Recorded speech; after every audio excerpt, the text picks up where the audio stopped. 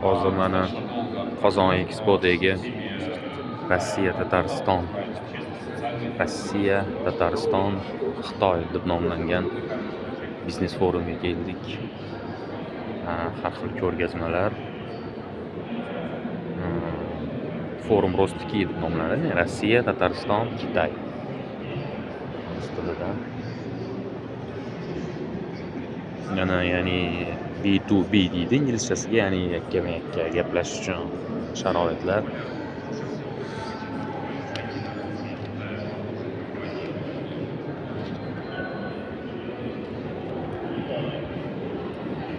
KAMAZ avtomashinasi Tataristonda ishlab chiqariladi.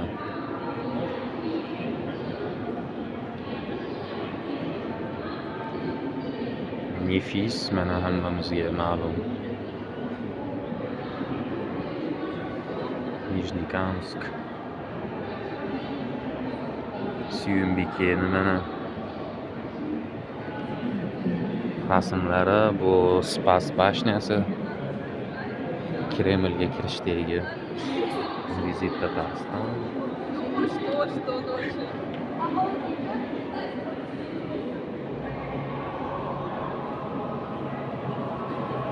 Волгоградский область.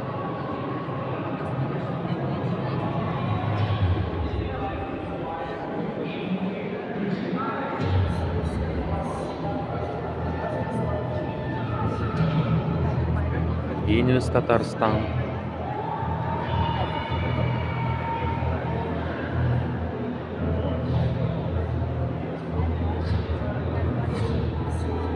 Kiyimlar ko'rgazmasi.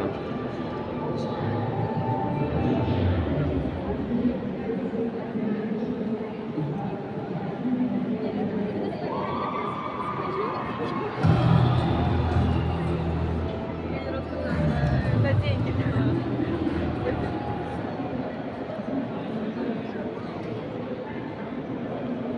Xitoy mashinalarini ko'ramiz hozir. Bu Haval H9.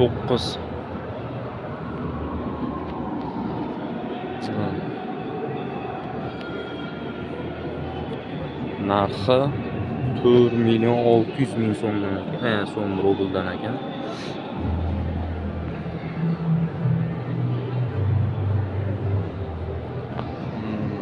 V07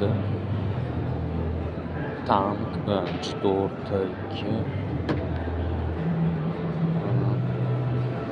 Bunisi Jeko J8 3.749.000 so'mdan rubldan ekan. Seres birinchi marta ko'ryapman mana bu modelligini. 5.590.000 ekan. Gibrid ekan.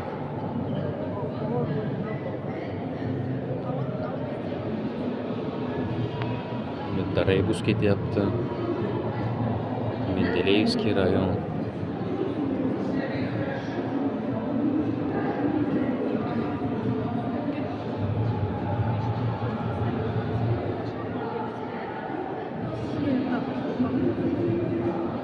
Bu g'isht Akbars, Suvarstroy, Alutex.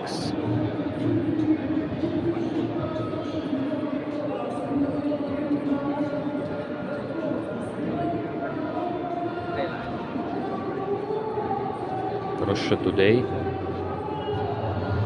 Наш университет, Федеральный университет. Россия televideniyasi.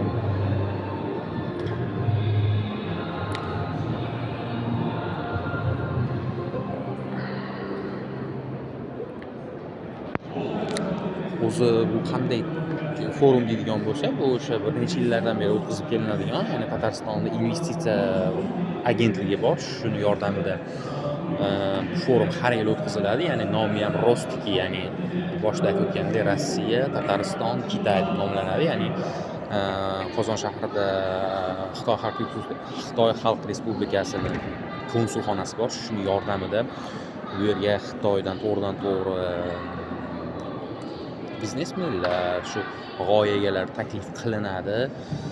Shu yerda bir 50 dan ortiq panelli sessiyalar, ya'ni B2B, ya'ni yakkama-yakka suhbatlar bo'lib o'tadi. Har xil bu yerda madaniyat, iqtisodiyot, ta'lim, siyosat, xavfsizligi hamma narsani o'z ichiga qamrab oladi. Undan tashqari diplomatiya ham bor, ya'ni bu yerda Qozon Kremlida, Prezident saroyida uchrashuvlar bo'lib o'tadi. Ya'ni o'sha katta mansabdor shaxslar, Xitoy Xalq Respublikasini, o'sha Kommunist partiyani katta odamlari tashrif buyuradi. Bugun mana oxirgi kuni, bugun 3-kun, 13-chi, 14-chi, 15-chi noyabr kunlari o'sha Qozon xalqaro ko'rgazmalar zali Kazan Expo'da bo'lib o'tayotgan tadbir.